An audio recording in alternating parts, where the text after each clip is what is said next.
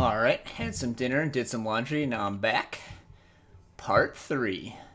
The Collector's Hoard. Rumor has it that Talir is searching for some lost family heirloom, and I've got a lead on who might have it. I think it's time we pay an old friend a visit. So cards cost 2 less the turn they are drawn. So I want to play something with a bunch of expensive cards, I guess. Which, again, is going to be my TPS deck. Drop a 5 power Ascendel's Gift or a 7 power Last Word or something. Curiox, the Collector, has Talir's Heirloom. Or perhaps this is just part 1 of retrieving it. This hand is slow, but I'll keep it. I'm not particularly worried about the Curiox aggro. Seems like it'd be a slow Echo Fate deck. Didn't you learn your lesson the last time we met, Hunter? I did. This time, I brought backup. I guess that's me. I guess I'm the backup. I guess I'm fighting alongside Jekk. That's kind of the flavor of the campaign. Just shooting my guns everywhere. Oh, wait, what did I play? Okay, so let's do this.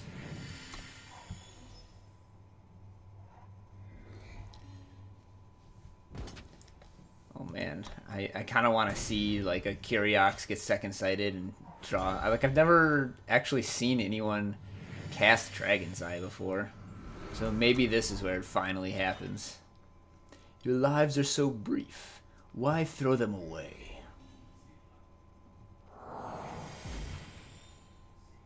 Curiox's full art is so cool. He's like a huge dragon that stretches off to the background in the right, and like his body like loops back around.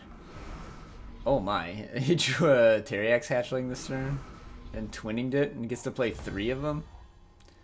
Meanwhile, I haven't like drawn a castable card yet. Uh-oh. Well, I can strike 1. So I have a while to draw something. Man, I really should have just made a deck full of like every legendary I own to use in this campaign. Just like tons of fatties. That's not the best draw for free. So interestingly, the cards that I draw off Felon Bloodcaster will cost 2 less the turn I draw them as well. So if I have a lot of power when I ultimate this, I might be able to like play a bunch of cards for cheap that turn. Oof, just all flyers. All of my blockers do nothing. Ugh. Not looking good. Need to get like a Witch Storm going.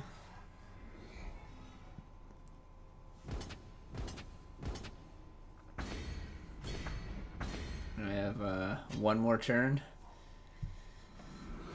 Alright, this is it.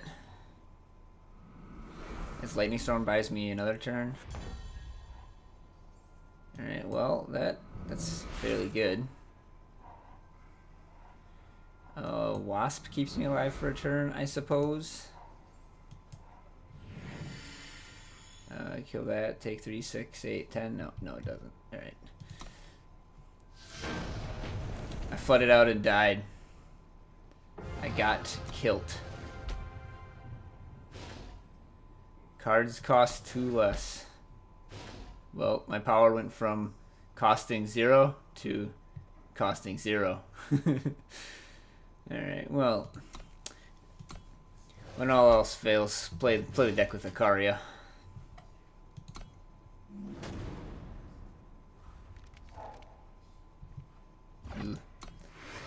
Oof. I like that the campaign enemies, like the bosses, are getting reasonable decks now. Like, it's Curiox deck, and like it put 8 flying power into play on turn 3. Alright, I'll try to be better backup this time, Jekk. I drew the big cards that I want to rip from the top of my deck already, though. Ooh. Oh no, I don't have the influence, no! Man, this rule is super, super good with Echo. And you can probably play both copies right away. Well, that is a nice one to reduce. Feels good, man. Probably going to be able to just crush them with weapons. Wow, the CPU is power screwed. Awkward.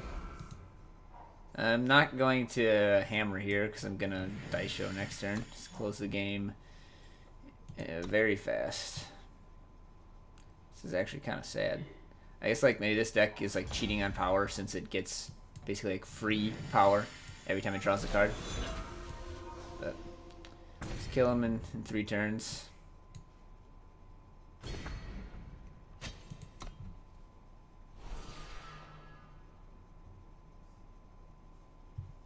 Yeah, that's pretty good with this rule. He's just mono 5-drops. Alright. Welp, it's not pretty. I might have to come back and play this mission again someday. Just to get the full Kyriax experience. Alright, well, he's doing something. Guess I'll burn one. Permafrost is so bad with weapons. That's why I don't like having many copies in this deck. Oh, so yeah, I guess I don't have lethal no matter what. Just hit him.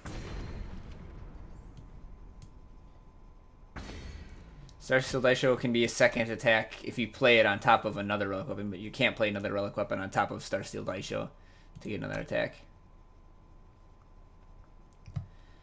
Yeah, well, that happens sometimes.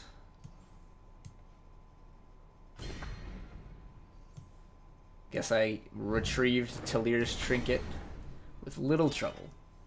I tire of this. What do you want?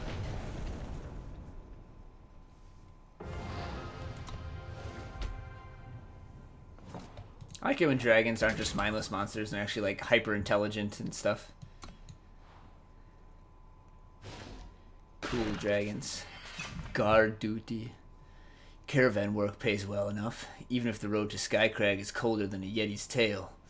We can make a fair coin or two on our way through the mountains. Working our way up. Protect the caravan. Like I don't know what it means. How do I protect it? What must be done to protect it? Pick a deck that can gain some armor.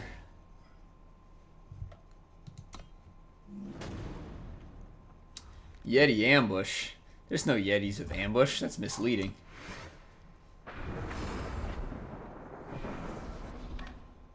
Look out, it's an ambush. Wow. So the caravan is a 2/4?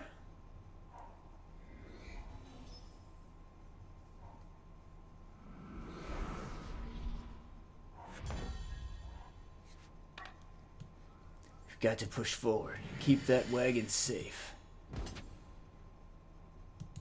Oh, I gotcha. It has to attack every turn, so if the Yeti ambush accumulates 4 power of blockers, they can kill it, I guess is how it works. So like I'll clear the way with my weapons.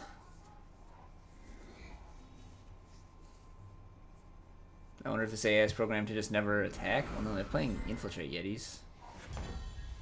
I don't know logistically how this is going to work. Maybe should have killed that so I don't get whumped, but like this is still a 2-for-1 even if I do get a right good whumping. Wait, 5 armor. Pumping up their armor with these relic weapons is just so fun and so powerful. Don't whump me!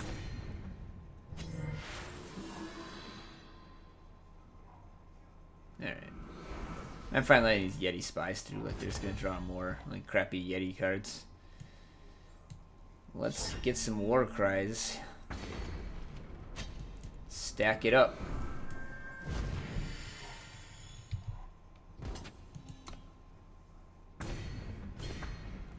I'm just gonna attack all out here. get it done. And even if this weapon dies, I have the rune hammer to continue plugging away.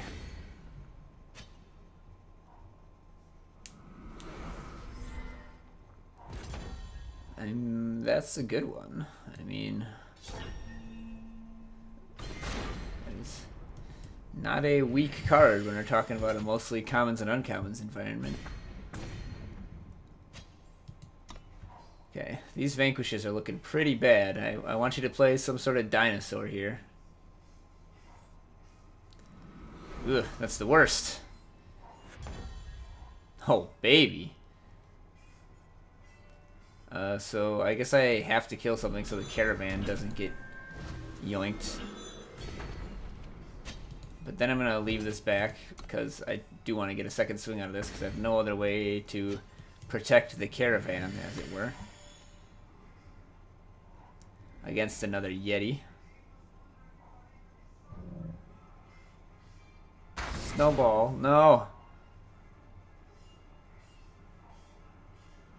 Oh, whew. They didn't play the other troublemaker. That's lucky. If I don't draw a weapon, I'm in some bad shape here. I need to perhaps just play Felmscar. Pump this guy up.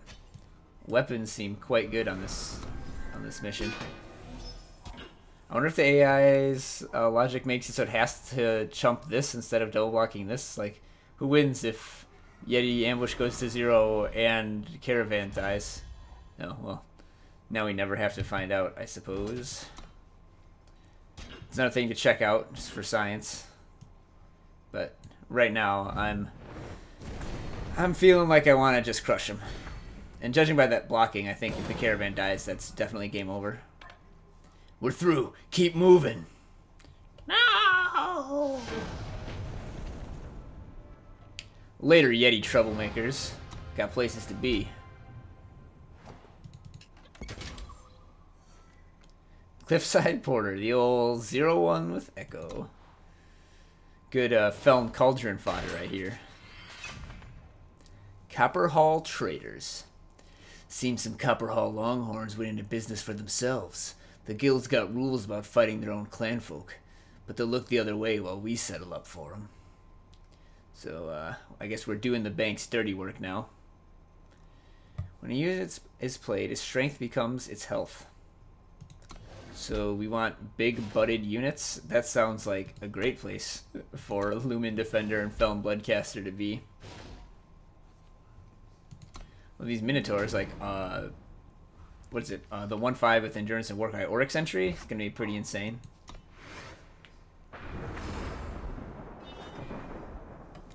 Stay out of this, smooth skin.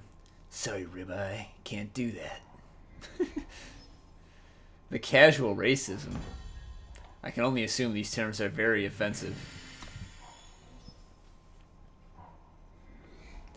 So the Copper Hall Traders are making some sort of Minotaur splinter cell. Our ways are our own. Man, I really could have used some way to make this undepleted so I could play this Felm Bloodcaster. I'm gonna take a lot of damage. Well, then I get to like start dropping 5-5 Bloodcaster and 5-5 Steward of the Past. Just butts.deck.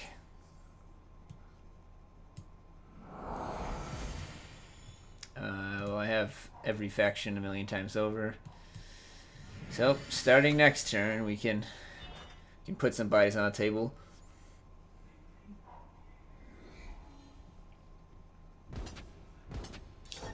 Alright, Copper Hall scum. Time for me to get serious. Steward of the Past serious.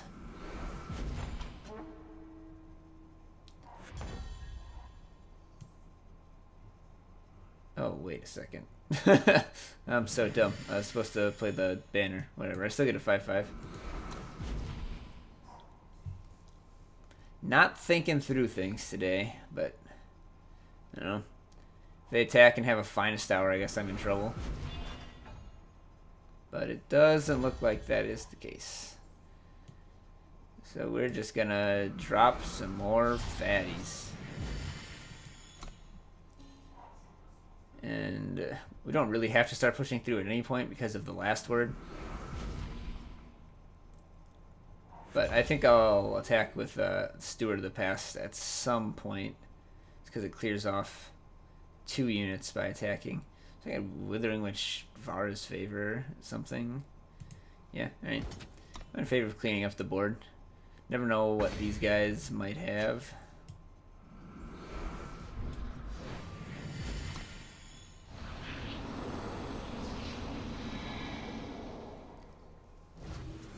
They'll have such high health, naturally, and now it's just 1.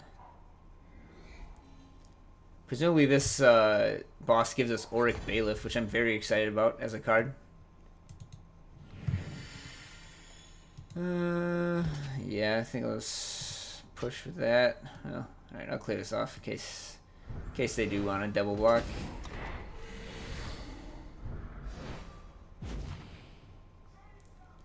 And smash for 5, find the way, and be able to last word on curve.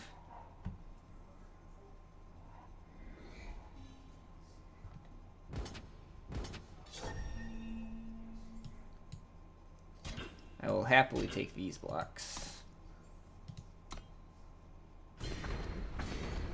Probably some relic weapon to finish this off. Hone. Just a Mithril Mace. The old school Hone. Yeah, I guess I'll intercept. Let me pick off the weapon. See what we're working with. Alright, whole lot of nothing. Alright, well, I'm winning this race pretty handily against the Big Butt Minotaur deck.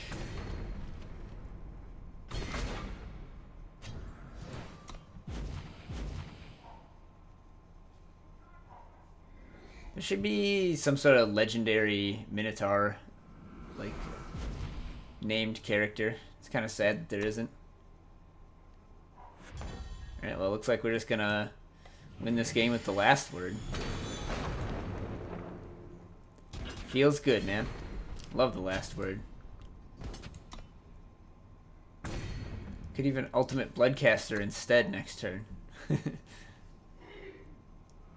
Yeah, and I'm going to.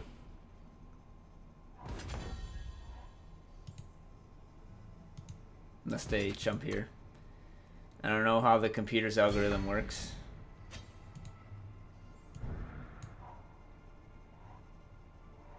Oh yeah, Auric Sentry, that's what I was talking about. This guy's a boss with this rule set. 3 power 5/5 endurance Aegis.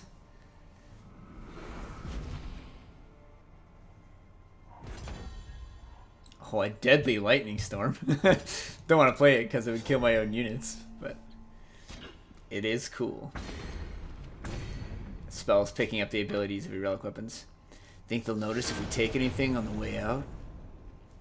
Because Minotaurs are rich.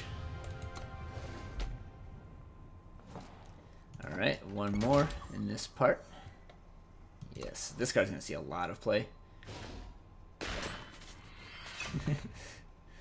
Another one bites the dust. Blood on the Rocks. Crazy comes in lots of flavors, but feeding herself to a dragon is a new one by me.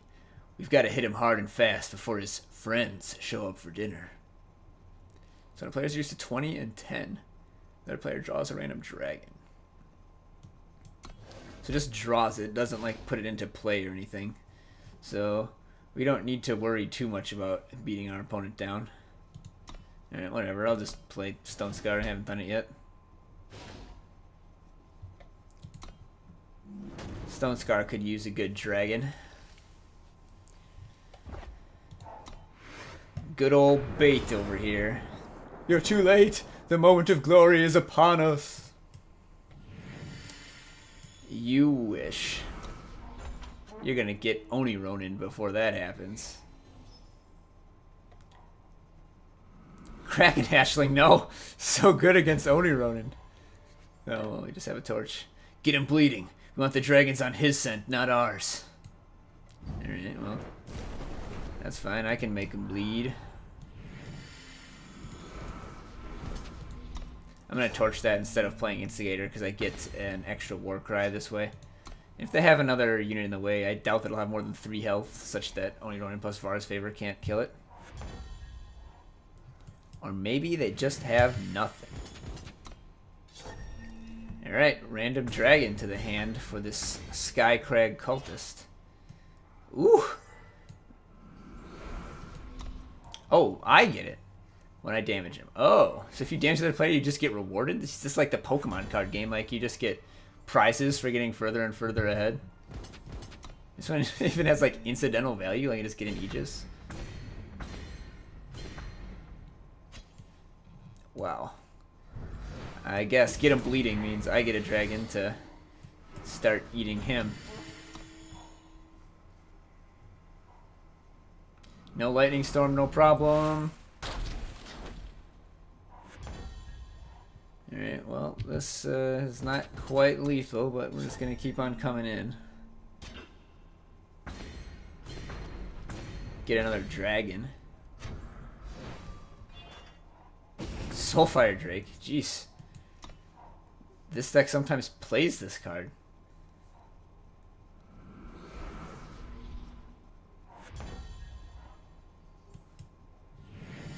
Well, I think it's most thematic to kill my opponent with the dragon in the bait mission.